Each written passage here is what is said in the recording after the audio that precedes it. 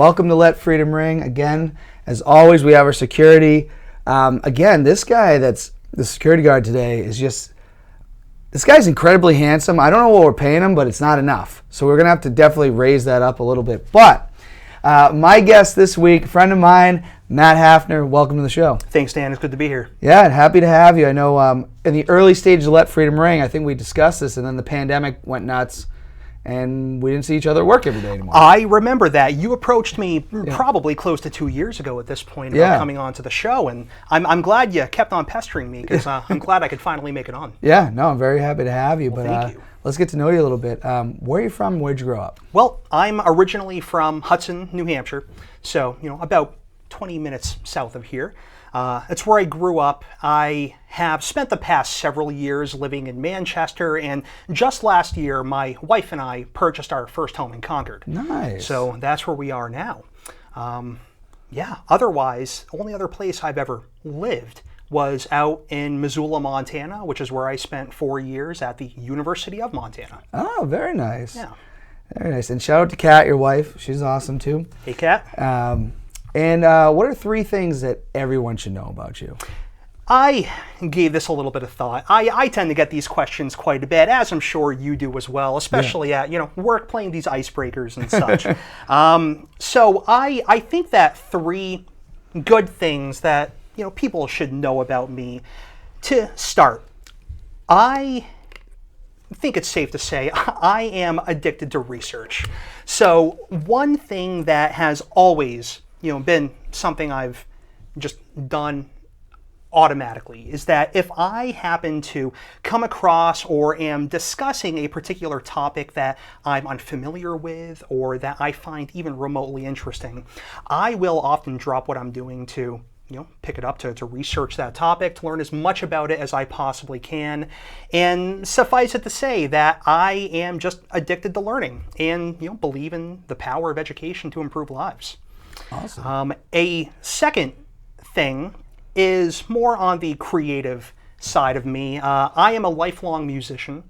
Growing up, I played 2 different instruments, one of which I still very actively play, those being the trumpet and the lesser-known instrument, the mountain dulcimer. Okay, you're going to tell us a little bit more about that. Well, I certainly can. So the mountain dulcimer is an acoustic instrument that originally developed down in the Appalachian Mountains, right around the Ozarks, Arkansas, Missouri, right in that area. It is a very folksy instrument that typically is arranged with 3 or 4 different strings. It is a fretted instrument that you play sitting on your lap. Okay. It's a very soft sounding instrument for the most part, although it has the ability to play just about any type or genre of music. You just got to put your heart into that. Very cool. But we'll have to get a video of you playing that. Absolutely. And it's easy enough to find. It's an instrument that I would love to see have more exposure everywhere. I would love to see that. Yeah, no, awesome. And so a third thing about me, on much more of a lighter note, I was questioning what this third point would be, and Kat had actually recommended that I throw this out there. I love candles, Dan. Okay. I absolutely love going out and buying new candles, whether it be from, the TJ Maxx's or the Bath and Body Works, and then going home and burning those. Just a very, fun little fact about myself, but it's what I love to do. Do you scented ones more? Or? Oh, yeah. Yeah, absolutely. I do love a good candle.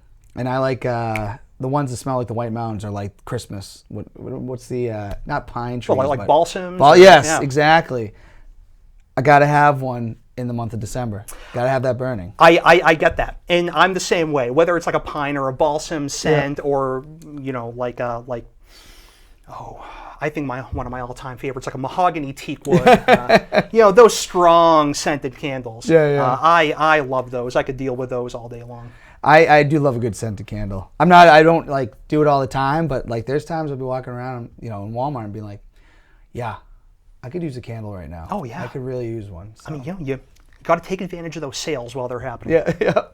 I almost bought one yesterday with Pope Francis on it. I was very close. It was only like $1.50, but it wasn't scented. I was like, all right, I'm good. Was it like a prayer candle, or? I don't know what it was. They just had all these, Christian related, and I was like, I really like Pope Francis. Should I buy this? Was it tall and about 8 Yes, inches tall? yes. Okay, yes. Walmart sells them too, but I refrained. Last question, sticking with the theme of the show. Yes. What does it mean to you to be an American? Good question. So the answer that I would give here, realistically, I would say has changed a lot for me in the past 10 years. However, I would say that, to me, America has always had a very unique sense of community. A sense of loyalty to our neighbors and this shared set of principles that revolve around ideas of, freedom from coercion and persecution and government tyranny. And as an American, we all know this and we were taught growing up, but it's a really defining factor. We have this inalienable right to think and say what we believe, to worship in the way that we see best, or to not worship at all. Yeah. We have the right to applaud or to criticize our government, based on our own personal beliefs, and nobody can tell us otherwise. I think that, especially these days, and perhaps this is just because I have come of age in the past 15 years, and it's something I'm hyper cognizant of right now.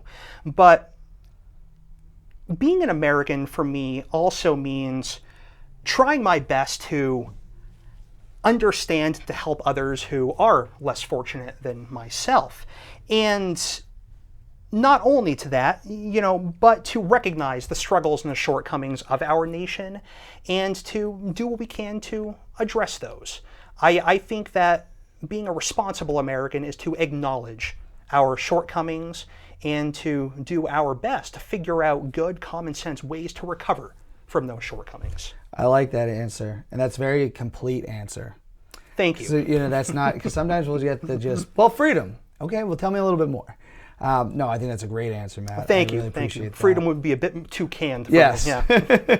And everybody, and again, I always say I love to wear my flag stuff, and everybody knows that, but it isn't just about symbols. It's about really doing, your part and recognizing we're not perfect. Agreed. It comes down to this good old American ideal. I actually included a little bit of a quote here, which is one that I've always really enjoyed. It's an early Jefferson quote, which goes, roughly, we will be soldiers so that our sons may be farmers, so that their sons may be artists. Okay. Looking at this American ideal of being able to improve livelihoods generation after generation. And I think that is one of the finest ideals that an American could strive for. Yeah, no, I love that. Let's get into current events here now. Yeah, sure. We talked a little bit off air. You didn't watch Tiger King. Correct. I never watched it at all. It was super popular right at the start of the pandemic. Yes. Right when I had, and you and all of us here had gone fully remote. Yes. Back the world closed down, last and year. Here's Tiger King. Yeah. So Tiger King, it was everywhere at the time. Yeah. #1 on Netflix, but no, never watched it. And so we won't spend too much time on this, but are you familiar with the case at all that he tried to have Carol Baskins killed? Minimally, yes. Okay. Yes. Well, it does look like Joe Exotic maybe getting a shorter sentence, maybe even a new trial. I am on the free Joe Exotic bandwagon. I think he got railroaded there, so I would like to see a new trial. Is he a great guy? Absolutely not. But I don't think Carol Baskins is a great human being either. Well, sure. Sure. I mean, in the justice system, those two aren't mutually exclusive. Both can be bad people. Yep, exactly. So we'll see. Good luck to you, Joe Exotic. COVID cases in New Hampshire on the rise again. However, hospitalizations are staying low. How have you been doing since this pandemic has broken out? Well, thanks, Dan. It's been a strange year. Although all things considered, I count myself very fortunate that I haven't been impacted too strongly or too negatively. In fact, I would actually say it's been quite a positive year all around for my wife and I. I mean, I mentioned a little while ago, we had the opportunity to purchase our first home in Concord in July of last year. And I mean, that's been great. We've been able to spend the good majority of our past year really diving into our new home, working on different projects, getting the home to look the way that we really want it to look, to fit our own aesthetic. And so before then, it was definitely a bit tough. Yeah. We were in our old, our old apartment. We were, looking at moving somewhere, and the pandemic was still very fresh. Yes. In May of last year, the one person that I personally lost to COVID was my paternal grandmother. She passed away in May of last year. And, that was certainly a tough time. But outside of that, we got through it just fine. Life's still growing for you. It absolutely is. And, not to say it wasn't nerve-wracking. I mean, every single time I left my house, I had this knot in my stomach. And, for several months, I was convinced that each and every time I'd, go into a grocery store or to anywhere else, that I would get infected. As with most people, each and every time I had the littlest of coughs, I would convince myself for, about a full day that I was COVID positive. And, in the end, that was never actually the case. I just had bad allergies. Yeah, I know how that goes. Yeah, yes. Nevertheless, we got through the year pretty well, all things considered. Yeah, no, that's good. And it seems like a lot of people have been doing, things have gotten better. Things are opening up. I mean, we've come in the studio. We don't have to wear a mask anymore. I do wear my mask in stores. As do I, and I'm not going to stop. Which I do have a allergy cough too. I hear. I'm in a store one day, and I got my mask on because I just wear it still because of my cough. Sure. And I cough, and I see this guy grab his son who's not masked, and he grabs his son, and they went the other way. And I'm like, I'm wearing a mask. Whatever. And I was like, I watched it. I went, ugh. And they went the other way. I get it, though. The paranoia around that. I mean, how did you feel when you're walking through the store mid-pandemic and you cough? Or if you sneeze, I mean, you look around and suddenly, things clear out within 30 square feet of you. And and I want to say during the mask mandate, sneezing in a mask is the worst thing ever, and that definitely had happened to me. I was like, you're telling me, try having facial hair. Oh yeah, I can only imagine. Let's get into politics a little bit here. Donald Trump he's not on social media anymore because he can't, which I think is hilarious. But he's saying, we're having a lot of shootings lately, and he's saying you got to give the police back their authority. Which I don't think the police have lost their authority, but some places it feels like maybe they have in a way because of things going on in that community.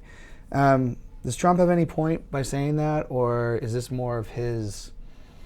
I mean, he's definitely big into authority. I mean, he certainly is, very much so. I mean, as far as a point there, I understand the perspective there, given the incredible backlash in the past year toward law enforcement and its frequent use of excessive force on citizens. I understand that there's been a lot of backlash to this, and it has caused for some bitterly partisan divide. Yes. And obviously, former President Trump is at the top of the food chain as far as that political divide goes. And so, I absolutely believe that a good bit of the motivation behind that statement, yes, came from rallying his base, came from rallying Republican voters in the hopes of a potential, presidential run again. I already see the flags. Absolutely, in 24. So, we'll see what happens there. Yeah. I mean, do I agree with his statement, though? I mean, no, I don't. As you had mentioned a moment ago, for the most part, I don't believe that police departments and law enforcement officers have really lost or surrendered too much authority here. I think that the issues at play here, and it's the big things that we need to keep our focus on, is the idea that law enforcement needs some authority. It's just the name of the game. There's no way for them to carry out their jobs well day in and day out unless they have the authority to enforce the laws that they're hired to enforce. The difference here is in looking at this, this large top-down systemic issue in which law enforcement officers abuse that authority. And this idea of police reform that's been spreading throughout the country, I think should be a priority. The emphasis here should really be on things that are very commonly discussed now, which is increased psychological screening during the hiring process for law enforcement officers, a greater emphasis on de-escalation training, particularly when dealing with those suffering from mental illness, as well as increased training in the use of non-lethal force. These are the big issues. We're not really complaining here about police officers arresting somebody who was pulled over while driving drunk. We are upset about police officers abusing the power that comes with the badge, to, let's say, kill a civilian who was, perhaps breaking the law, but was not in any way threatening the officer's life. I agree with that, because we get into this polarizing stuff in these debates where it's like you can be pro-police and pro-Black Lives Matter, but for some reason this political divide, when you have too far of either spectrum, if you go too far right, you don't want to hear anything from Black Lives Matter. Yeah. When you go too far left, you don't want to hear anything from the police. End of the day, it's got to come somewhere in the middle. It has to. And I feel like most American citizens do fall somewhere in the middle, but the loudest voices come from the furthest of the sides. And that's always been the case. The fringe elements are always the most vocal. Yeah. How do you think Joe Biden's doing so far? I have some mixed thoughts. All in all, given the major themes of what I was hoping this administration would address in the first several months, all in all, I have been relatively pleased. I have appreciated the Biden administration's response to the pandemic since January. I have appreciated their approach to the vaccine rollout. Of course, the vaccine rollout hasn't been as successful as was hoped, but I think that has less to do with the Biden administration and more to do with just general public hesitancy to get the vaccine, whether or not that relates to partisan reasons. Do you see any of the interviews from CPAC? Where the one guy's like, they're going to come knock on your door and make you do this. And the next thing they're going to do? They're going to knock on your door to take your guns. And I go, what? How are we connecting the dots on this? Hey, talk about a long time talking point. That's always what it's why is it coming back to that? I'm watching this clip going, is he serious? It'll always come down to that. And like we said, the farthest of the spectrum has the loudest voices, and they're going to get the most views on YouTube. They're going to get the most views on TV. And those are often the views that you'll find at places like CPAC as well. Yeah. I attended CPAC several times when I was younger and when I was still involved in politics. And, there are some interesting personalities that show up at those conferences. I can imagine. Yeah. I know when Trump got his feet off the ground, the big hit that he said was, I don't believe this president was born here, and that's what rallied that's what rallied them. The rise of birtherism, and it's like he got a pop, Trump's into the wrestling stuff. He got a pop from the audience and said, oh, you know what, maybe I'll run with this, and he did, and it worked. He certainly did. But talking about presidents, this is a segment I've been wanting to do with somebody for a long, long time, and you're just the perfect guy to do it with. We want to talk about the top 5 presidents of all time. We sure do. And I know you made a list. I made a list. First, we want to just get into who do you have as an honorable mention? Okay, so I have 2 presidents here listed as honorable mention, one of which I genuinely struggled with with my fifth place. The other didn't belong on the top 5 list, but nevertheless showed up. So my 2 honorable mentions are, first off, Dwight D. Eisenhower. Okay. Eisenhower was the president that I had juggled between fifth place and not on the list.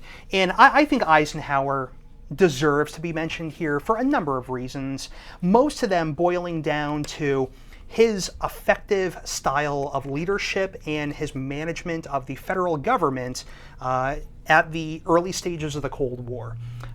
We all know that Dwight D. Eisenhower was the Allied commander of forces during the Second World War, and that's where he really proved himself. And so after Harry Truman left the presidency and Eisenhower was elected, he immediately instituted some really important programs, the most lasting and influential of which was our interstate system. Yes. And Eisenhower's creation and overseeing of the building of the interstate system was a massive public work project that not only put hundreds of thousands of Americans to work, but it gave us a very easy way to travel across the country and to connect interstate commerce. I think that's hugely important. Beyond that, though, Eisenhower's, really one of his prized leadership styles was, known as his invisible hand leadership. He was very hands-off in the way that he approached business that needed to be done. He was incredible at delegating work to, those who worked for him, whether it's his cabinet secretaries or other executive officials. And he was always great about giving the credit for those accomplishments where they were due. And that means he didn't really take the credit for those things himself, but instead he gave the credit to those who most directly saw the construction of them. I thought that was a really important thing about Eisenhower, and so I thought it deserved to be mentioned. No, I agree. The other president that I have on here as an honorable mention is a much more controversial choice, but it is President James K. Polk. Okay. President James K. Polk was president during the Mexican-American War in the 1840s and was responsible for roughly doubling the size of the United States, expanding westward. He was responsible for, for the United States gaining territory everywhere over, the interior west and the southwestern United States, pretty much west of the Louisiana Territory. And that's not necessarily the reason that I chose James K. Polk, because his expansion westward came with a whole lot of other issues relating to treatment both of African Americans and of Native Americans. And again, we want to put these in historical context. We certainly do. That there was, our society is evolved, than to what was happening then. And you'll find that none of the presidents that I have on this list I'm treating as a picture-perfect president. Yes. I have some issues and bones to pick with each and every one of them. But for James K. Polk, the biggest thing for me is that he was, and remains to this day, the one single president in United States history to fulfill each and every promise that he made on the campaign trail. He was elected to the presidency. He did everything that he set out to do. And then when he was done, he chose to retire and not seek re-election. There's not a single other man who held the office who can claim to have done that. It wasn't the power that inspired him. It was the simple act of doing what needed to be done. And he did it. And he's not talked about a lot when these lists are made. So He's not. I think that's great. I have one. I have 3. One's controversial, but just because I feel like our banks are kind of set up because of him, and he paid off the national debt. Andrew Jackson. Problem with Andrew Jackson was he was a horrible human being. That he was. And his treatment of Native Americans cannot be forgotten. It is kind of, you pull out a $20 bill and you're like, this guy, Trail of Tears, everything like that, that's on him. So I have Jackson just for those things. Not a great guy. I also have Truman, You know, got us finished off World War II. To my understanding, could be wrong, he was the one really working on the atomic bomb and keeping FDR in the closet about that.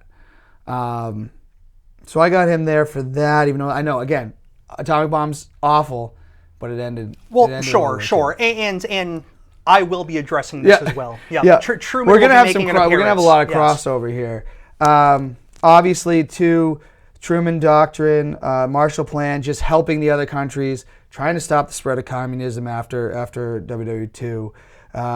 Part of the formation of the UN, and one big thing is that he helped stop racial segregation in the U.S. Armed Forces. He did. Which is a big thing for me. And then this is, again, probably going to get me some heat that he's not in the top 5. But I got George Washington. You didn't include Washington. I didn't put him in the top 5. You're right. That is a bit of a surprise. He's the first. He's the reason we don't have a king. We didn't go right back to a king. Mm-hmm. He got the economy going, and obviously he faced a lot of challenges as the first president. I'm sure when you get to Washington, you're gonna have some really good stuff to say why he should be in the top 5. I just didn't have him in. To be frank, I'm not sure that all too much needs to be said there. Yeah. But point stands. Who do you go? Who's number 5 for you? So we'll go back and forth. Yeah. So number 5 for me is one of your honorable mentions, which is Harry S. Truman. I included President Truman in here, and this was the president that I juggled between him and President Eisenhower. Fair enough. Eventually ending with President Truman. And there were several reasons there. First and foremost, as you had mentioned, and you've brought up a lot of these points already, Truman was instrumental in bringing an end to the Second World War. Not so much through intervention in Europe, that was far closer to FDR's personal involvement, but very much to ending the war in the Pacific. As you had brought up, through dropping the atomic bombs on Hiroshima and Nagasaki. That is a historically controversial opinion, as you mentioned, but one which I firmly believe was, to this day, the right decision to make. It of course brought, hundreds of thousands of innocent deaths. But the way that I approach this is through the perspective of, if we had not dropped those 2 bombs, what ultimately would have resulted was a full-scale invasion of mainland Japan, and estimates for that range upwards of potentially 500,000-600,000 deaths of both American and Japanese citizens and soldiers. My grandfather, to his dying day, he was a World War II vet, and he said they should have surrendered before that. He always said that, and he never said he was proud of the atomic bomb. He said they had their chances and they didn't do it. Coulda, woulda, shoulda. No. I mean, it wasn't in the the imperial Japanese state of mind. Surrender wasn't an option. At number 5, I want to be like Ike. I got Dwight D. Eisenhower. All right. Really, though, he had the first civil rights bill since Reconstruction. Obviously, Lyndon Johnson is the one that signed it, but Lyndon Johnson isn't going to be on my list for other reasons that got him in a lot of but the highways, that's huge. Massive. To the growth of this country. He was able to balance the budget, ended the Korean War, and a big thing that was, that I found with him was Cold Wars going on, but he kept America at peace. Yes. To a certain degree. He kept America at peace. So I like him in the 5 spot. The thing that prevented me from putting Eisenhower onto the list, what really drew me back from him, was that toward the end of his administration, he became a bit of a loose cannon. He not only was very uncritical of policies such as Douglas MacArthur and his his interest in dropping additional atomic bombs on places like China. But especially with the rise of McCarthyism in the United States, Which was, yes. Eisenhower was very weak in pushing back against the rise of McCarthyism, and in fact, he played into those fears very actively, stoking this belief that Trump in communists pervaded the federal government and everything. Could you imagine Trump in that period? Oh my God! I'm not quite sure what to expect. I think that he would probably make a very good McCarthy-esque figure. Oh my goodness. All right, 4 spot. Who do you got? So 4 spot, I chose what might be controversial in some ways, but I thought was a shoo-in here, is Teddy Roosevelt. I included Teddy Roosevelt as my number 4 because, frankly, the man just led an incredible life.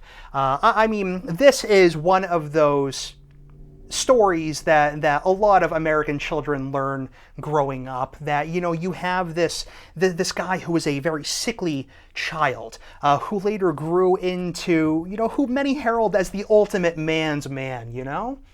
And, you know, leading up to his time in the presidency, he served in some very interesting positions, you know, starting here with, you know, taking a seat in the New York legislature, making his way up to being president of the New York City Board of Police Commissioners, then becoming Assistant Secretary of the Navy under President William McKinley, a role that he then resigned from in 1898 at the onset of the Spanish-American War, when he returned to active service in the military, became a colonel, or rather resumed his position as colonel, and led the 1st Volunteer Cavalry Regiment, known as the Rough Riders, at the Battle of San Juan Hill. DMX needs to pay him royalties.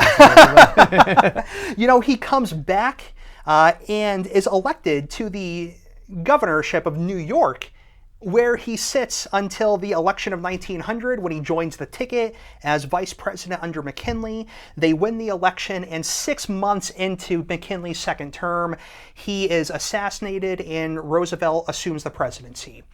And as president, you know, Roosevelt did some, you know, in my mind, very incredible things. You know, he was a champion of progressive causes.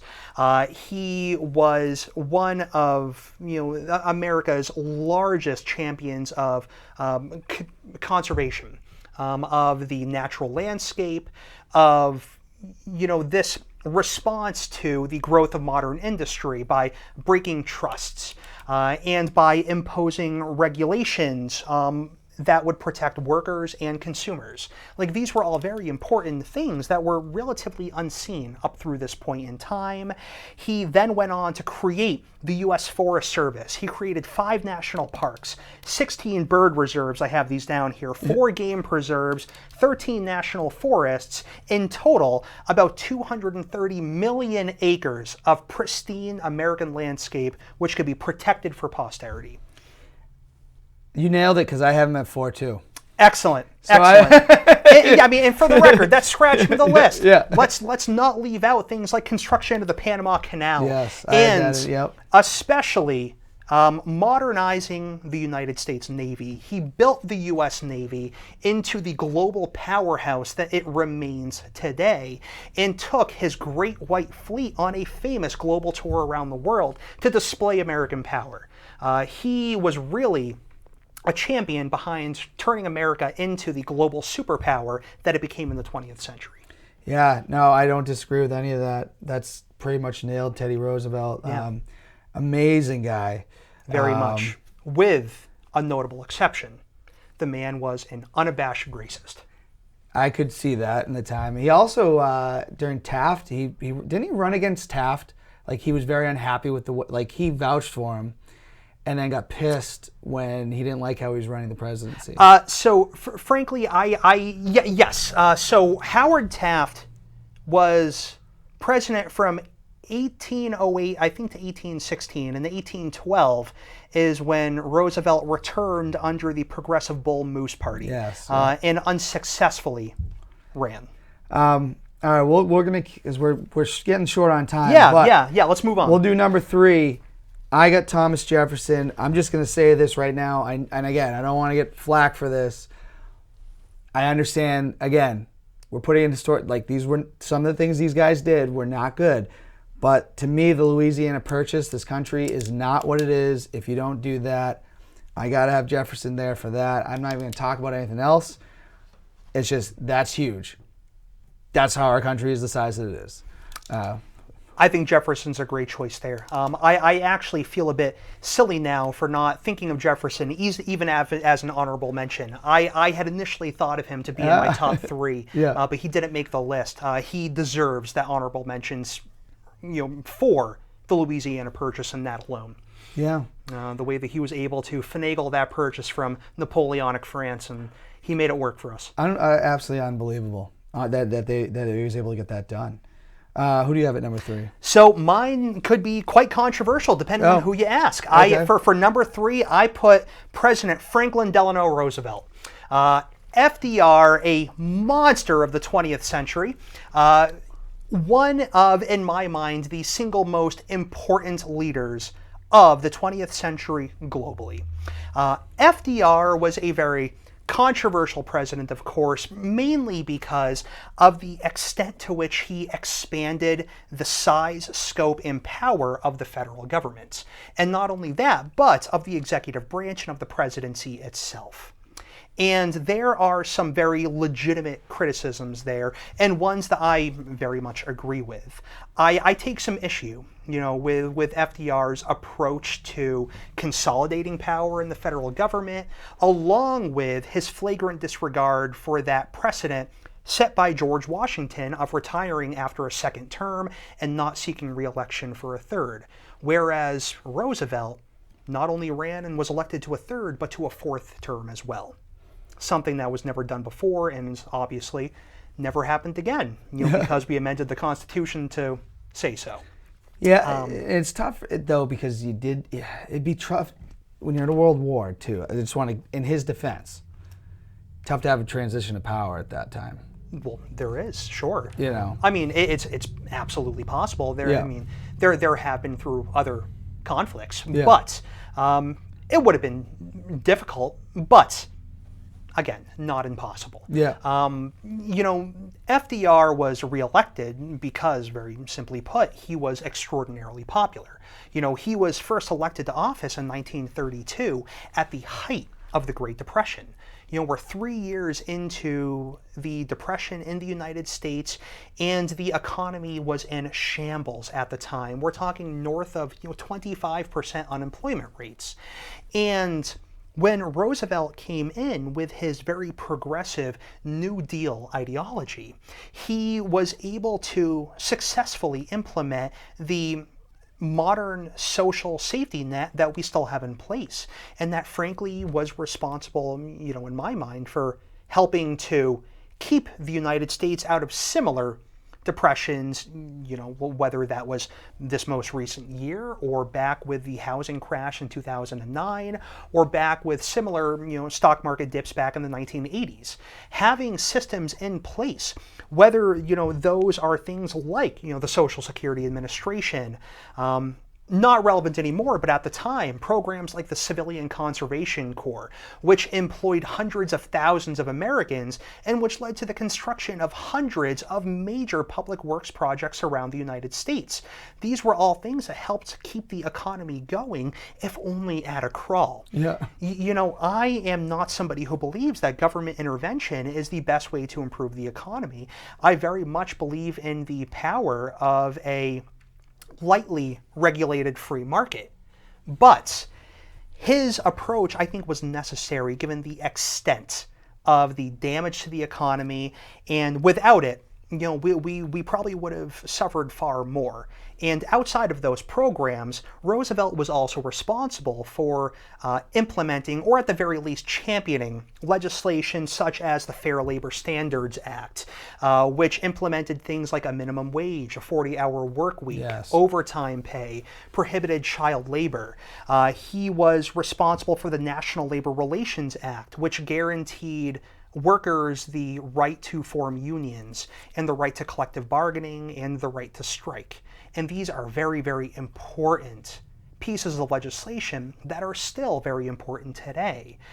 For the banking industry, he helped to impose regulations and to create agencies like the Securities and Exchange Commission, which helped to provide those safeguards and those protections against overreach and crash within the banking industry itself. These are things that we absolutely needed to get through that crisis, and in the end were very, very monumental to that. And with the end of the Great Depression in 1939, or arguably the end, as the Second World War was ramping up and the American economy was getting back to work, Roosevelt then led the United States in what was arguably a very fatherly type of role through those next several years up until his death.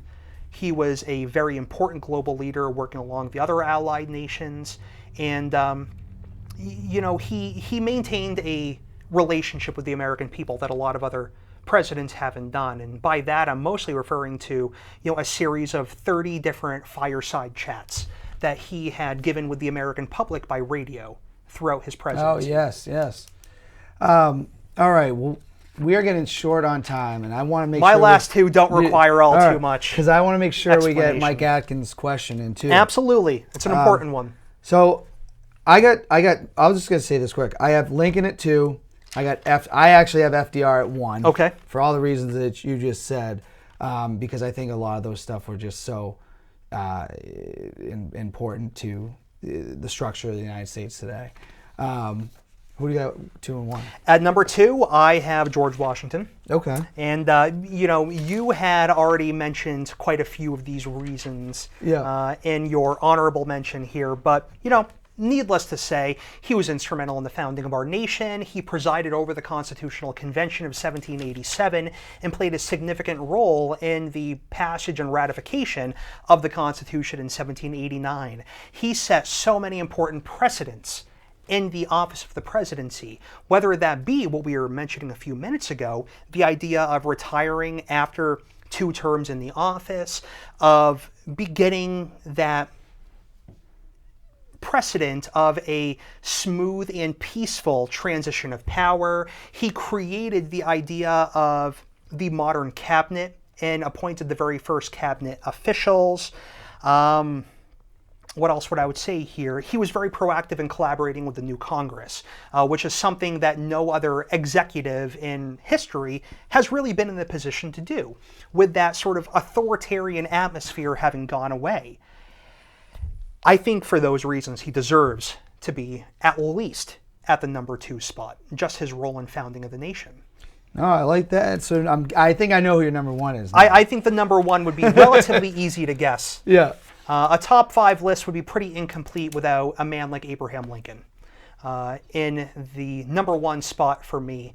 And I think that even more so than George Washington, even less needs to be said about the monumental role that Lincoln played in ensuring the survival of our nation through the bloodiest conflict that Americans have ever been involved in.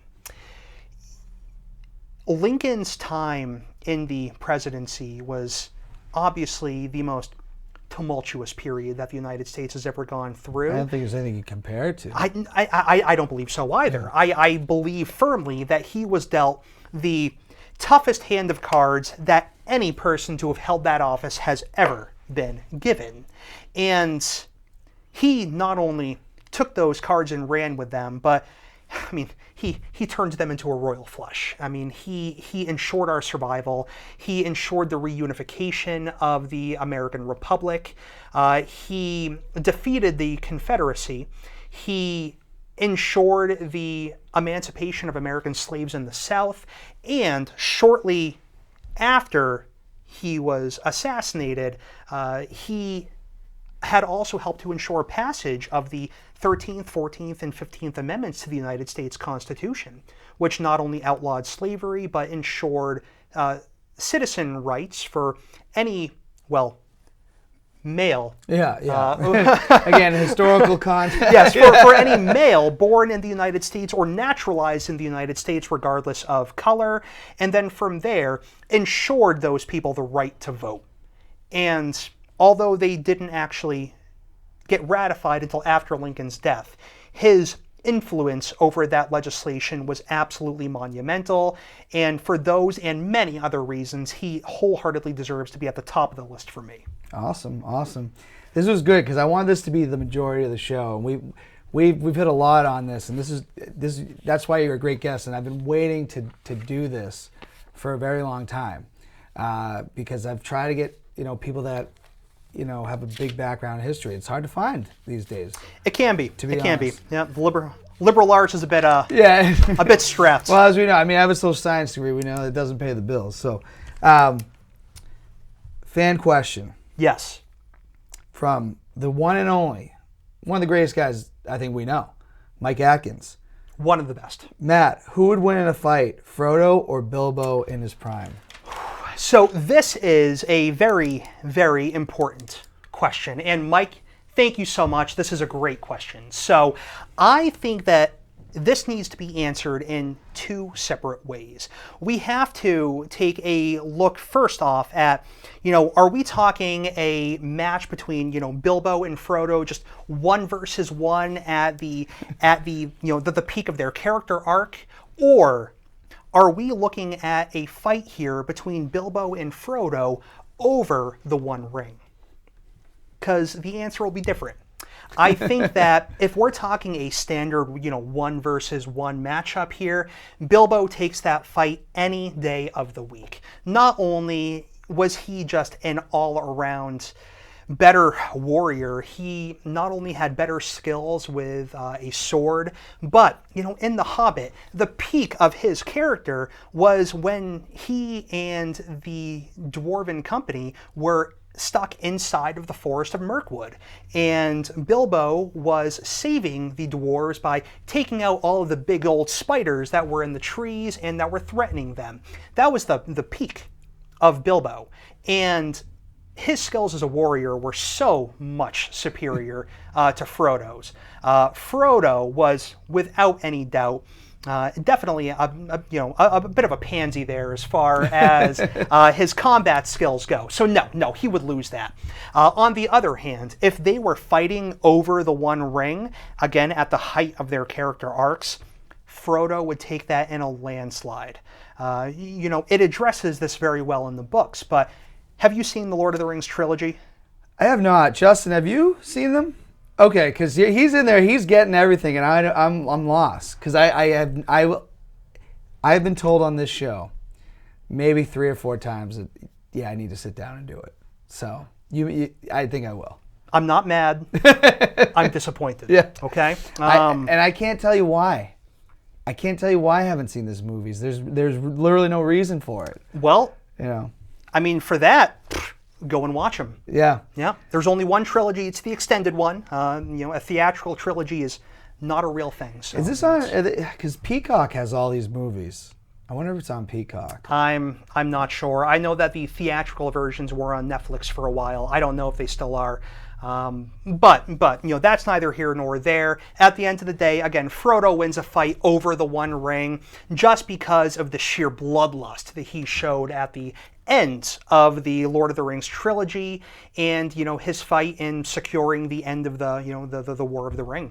So, Bilbo in 1v1, Frodo in a fight over the ring. There you go, Mike. You got your answer. I want to do, because we're running out of time, but I want to get 2 things done. I want to get your favorite sports moment, and I want to get through blank versus blank. Because we are running out of time. I would love to have you on the live stream because we have a little more time when we do the live stream. That'd be a lot of fun. So we'll discuss that off air. But what is your favorite sports moment? So I went a bit outside of the norm here. You and I were talking about this. You mentioned a lot of the standard answers like, Patriots, Falcons, Super Bowl. For me, though, I chose the 2009 NCAA FCS playoffs. Okay. Specifically, a game here in the very first round of the playoffs between the University of Montana Grizzlies and the South Dakota State Jackrabbits. All right, so to set the scene a bit. So you have the Montana Grizzlies who are going into the playoffs 11-0. And the South Dakota State Jackrabbits, who are going into the playoffs with an 8-3 record. The game was played in November in Missoula, Montana at Washington Grizzly Stadium. We're looking third quarter here, about 5 minutes, 40 seconds left on the clock. The South Dakota Jackrabbits are up right now, 48-21 over the Grizzlies. Now, after a touchdown by the Jackrabbits, the Grizzlies place wide receiver and kick returner Mark Mariani, who would later go on to play for both the Tennessee Titans and the Chicago Bears before retiring after an injury in 2016. They placed him downfield to return the kick, and he ended up returning that kick for 98 yards and a touchdown. Oh, wow. And that sparked this incredible comeback, which eventually led to the Grizzlies winning over the Jackrabbits 61-48 within that last quarter. From that game, they then went on to defeat Stephen F. Austin in the second round of the playoffs 51-0. They then moved on to the semifinals, where they defeated Appalachian State 24-17 in this cold, snowy nail-biter of a game. It's worth checking out on YouTube. And then went on to the championships, where they eventually lost to Villanova 21-23. It was the last time that the University of Montana was in the championships, but as my alma mater, that for me is one of the coolest sports moments in history, watching that comeback with Mark Mariani, that 98-yard return for a touchdown. That's awesome. I like that because we usually do get a lot of the same answers. I wanted something, off the beaten path. All right, let's get into blank versus blank real quick. Let's do it.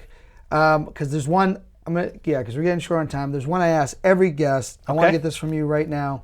Who is more responsible for the success of the New England Patriots over the last 20 years? Tom Brady or Bill Belichick? And we do, yes, put your feet to the fire on this one.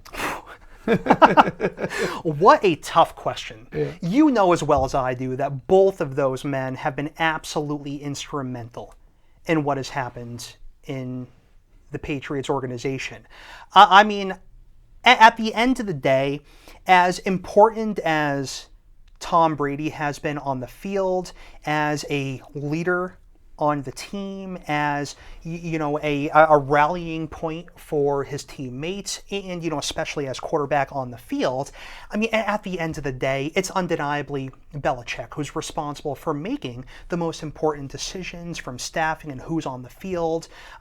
He is the one who ultimately has responsibility for calling plays, and so in the end, I would probably lean toward Bill Belichick being more instrumental, if only minimally, in success of the Patriots. No, I agree. Let me ask another one. Return of the Jedi or Empire Strikes Back? Ooh. I'm going to go with Empire Strikes Back just because it is such a classic film, but there are some scenes in Return of the Jedi which for me are just incredible. I'm mostly thinking right now the scene with, Luke, Vader, and the Emperor on the Emperor's ship, looking out as, the Emperor's forces sort of come up to ambush the rebellion. So I think that was definitely a cool scene, but Empire takes it. Yeah, I usually go Empire. That's a good question. That's an important one. Horror movies fan at all? Not really. Okay. My wife loves horror movies, so I Yeah. usually let her watch those on her own. Okay, because I was going to say Michael Myers or Jason Voorhees. Everybody knows where I stand. Obviously, they're both on the table. I'm going to give you a Michael Myers, though. Growing up, my mother raised me on horror movies, and I always favored the Halloween franchise. Halloween's my favorite franchise. Jason, we love you too, but Michael Myers is my guy. Hulk Hogan or Steve Austin? I'm going to go with Steve Austin, mostly because he was at his prime when I was younger and when I was personally a fan of wrestling. I mean, one of the coolest memories I have is when I attended a WWE SmackDown at the formerly the Verizon Center in Manchester. And I want to say this was back in 2003. I remember a few particular things from that night, one of them being Brock Lesnar falling off of I believe a cage and ended up being pulled out on a gurney. But also Steve Austin coming in, shaking a big old can of beer and opening up, and me, this 10-year-old kid, getting showered in beer. I remember thinking I did something so wrong because I smelled like alcohol afterward. But I've always adored Steve Austin because of that. I mean, that's all he had to do at that point. He comes out. That's all it takes. All right, let's do two more. Sure. Would you rather watch movies or TV? If one had to go away. If one had to go away, I think I would probably end up going with TV. Yeah. I think that a good series can be drawn out for far longer than a movie can. Walking Dead?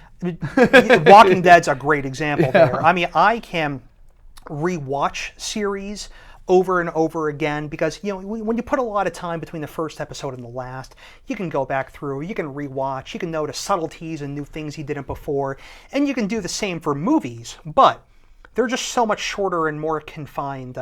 I like the story arc that a TV show can give.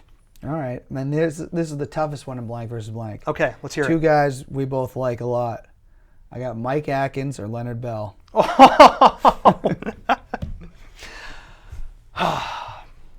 This is one we don't put too much pressure on the guest, but Mike, Leonard, I love you both. You are two of my favorite people in the world. So Mike Atkins is really important to me. He played a big role in my wedding. okay. He helped with. I didn't know that. Okay. Yeah. So when we got married, we had a unity ceremony in which Mike had built this beautiful, beautiful wooden box that we had placed a bottle of wine into, along with letters that my wife and I had written to each other the night before our wedding, with the intent that we would seal up this box and we would open up either on our 25th wedding anniversary or when we have one of those destructive, explosive, divorce-worthy type of fights. Luckily, that hasn't happened. Yeah. So I've always loved Mike and have been very close to him, but I'm going to painfully and reluctantly give this to good old Leonard Bell. Leonard is Former just guest. an incredible, out of this world guy. He is one of the kindest men I've ever had the pleasure of knowing. He is just so kind and pleasant and optimistic, and he has the voice of an angel, as you know as well. I have sang with him on the shuttle many, many times. I'm sure most people have. No, both great guys. And Matt, maybe we'll have to get you on the live stream because we had some other stuff. The president stuff, I had a feeling it could go lengthy when we're really putting it into a perspective like that. But your answers were awesome. So we'll touch base about that, but I really appreciate you coming on the show today. Absolutely, Dan. Thanks for having me. It's been a pleasure. And we want to give a shout out to former guest Dark Mark. He's questioning how I have his high school picture. Mark, you'll have to find that out another time, but I have it. Obviously, this great security guard took care of Soapy pre-op today. Soapy, if you show up at the wedding, we're going to have some words. So, but anyways, everybody out there, if they ask you to wear a mask, wear a mask. But keep your head up. And until next time, let freedom ring.